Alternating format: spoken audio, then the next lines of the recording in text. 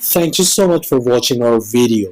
Please do not forget to like, comment, share and subscribe to Reality of Islam. ROI کی speeches کو subscribe کر کے bell icon پر ضرور click کریں. جزاک اللہ.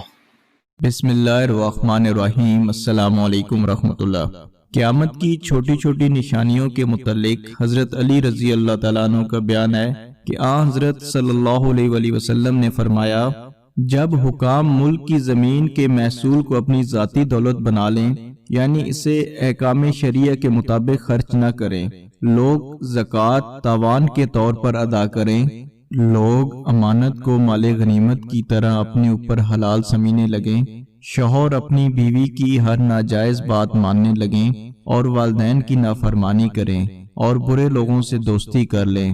علم دین حصول دنیا کی غرض سے سیکھا جائے.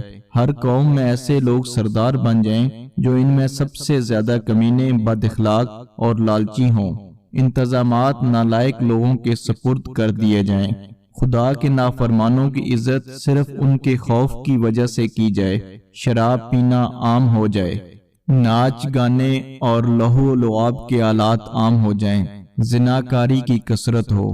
امت کے پچھلے لوگ پہلے لوگوں پر لعنت کرنے لگیں. حضرت صلی اللہ علیہ وآلہ وسلم نے فرمایا، اے علی، جب یہ سب کام شروع ہو جائیں تو اس وقت سرخ آندھی اور عذاب کی دوسری نشانیوں کا انتظار کرو. عذاب الہی جیسے زمین کا دھنسنا، آسمان سے پتھروں کی بارش، شکلوں کی تبدیلی. اس کے علاوہ اور نشانیاں اس طرح پے در پے ظاہر ہونے لگیں گی جیسے تسبیح کی ڈوری ٹوٹ جاتی ہے تو اس کے دانے یکے بعد دیگرے گرنے لگتے ہیں. ترمذی باب العلامت اور مشکو شریف میں یہ روایت موجود ہے. قائرین کرام، کیا محصول اراضی کا درست استعمال ہو رہا ہے؟ کیا امانت میں خیانت نہیں ہے؟ کیا ماں باپ کو نظر انداز کر کے بیوی کی ناز برداریاں نہیں ہو رہی؟ کیا کونسلر اور ناظم بننے کا معیار شرافت ہے؟ کیا نالائکوں کے سپرد ہر محکمہ اپنی کارکردگی میں خسارہ نہیں دیکھ رہا؟ کیا سٹوروں تک شراب کی بوتلیں نہیں پہنچائی گئیں؟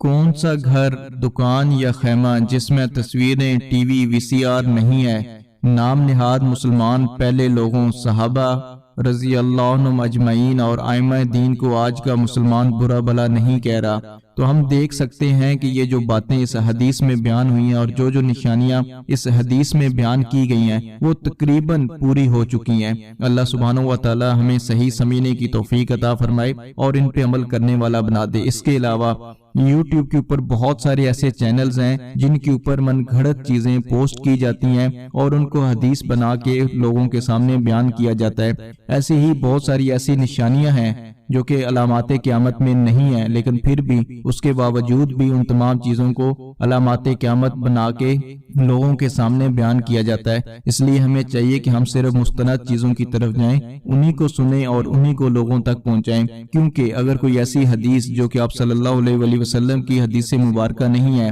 اور نہ ہی آپ صلی اللہ علیہ وآلہ وسلم کی زبان مبارک سے وہ الفاظ نکلے ہیں اور ہم ان کو حدیث بنا کے دوسرے لوگوں تک پہنچائیں گے تو ہم اس وعید میں شامل ہو جائیں گے جس میں یہ ہے کہ آپ صلی اللہ علیہ وآلہ وسلم کی طرف جھوٹ منسوب کرنے والا اپنا ٹھکانہ جہنم بنا لے. تو ہمیں حق اور سچ کے اوپر عمل کرنا چاہیے اور اسی کو لوگوں تک پہنچانا چاہیے. اللہ سبحانہ و تعالی ہم سب کو ہر قسم کی گمراہی سے بچنے والا اور ہر قسم کے فتنے سے بچنے والا بنا دے. السلام علیکم ورحمۃ اللہ وما علینا.